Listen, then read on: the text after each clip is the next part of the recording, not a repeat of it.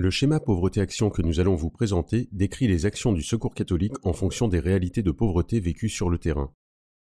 Il répond à la question « Quels sont les modes d'action les plus pertinents en fonction des contextes rencontrés ?» Ce schéma est le fruit de l'expérience du Secours catholique en France et à l'étranger. Il permet de comprendre la cohérence de nos actions et se situe dans la perspective de construire ensemble un monde juste et fraternel. Le contexte dans lequel s'observe une situation de pauvreté est lié à deux dimensions. La première est l'intensité de la situation vécue. Dans le cas le plus extrême, une catastrophe peut mettre en danger la vie même des personnes concernées. Le cumul de pauvreté se traduit par un enchevêtrement de problèmes qui fait perdre pied aux personnes touchées. Dans une situation de précarité, la personne fournit un effort permanent pour faire face à un déséquilibre structurel, c'est la galère. Enfin, en situation de fragilité, les personnes sont en équilibre ténu. Un rien peut les faire basculer. La seconde dimension, c'est l'amplitude de la situation au niveau de la population. Est-ce que la situation de pauvreté touche un individu, un ensemble de personnes sur un territoire donné, ou plus largement la société tout entière ? Ces deux axes proposent une représentation des réalités de pauvreté dans lesquelles nos actions prennent place et évoluent. Quelles sont ces formes d'action et dans quelle situation est-il le plus opportun de les proposer ?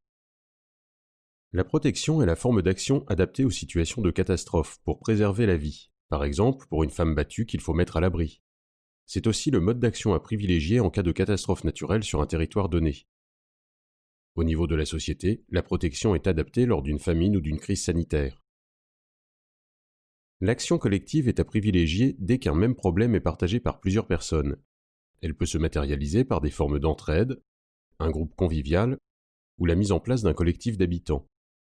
Plus la pauvreté augmente et plus elle concerne de monde, plus l'action collective est pertinente. Une action collective réunit souvent des personnes de niveaux de pauvreté différents. L'aide est pertinente face aux situations de fragilité et de précarité sur un plan individuel. Elle est par nature plutôt ponctuelle.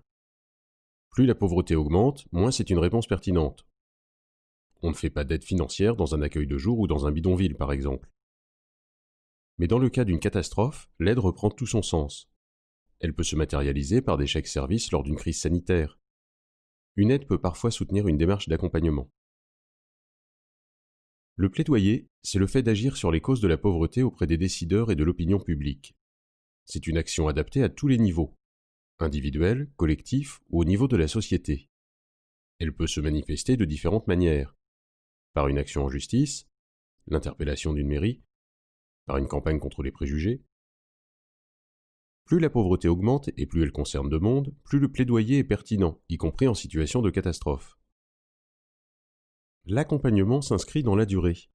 Il suppose une forme de réciprocité, et est la plupart du temps personnalisé. Il peut concerner des démarches de recherche de logement ou d'accompagnement vers les droits. Il se décline aussi parfois en petits collectifs, comme dans le cas de cours de français ou d'ateliers à la recherche d'emploi. Et vous, dans quel contexte de pauvreté agissez-vous ? Votre action est-elle bien ajustée au contexte ?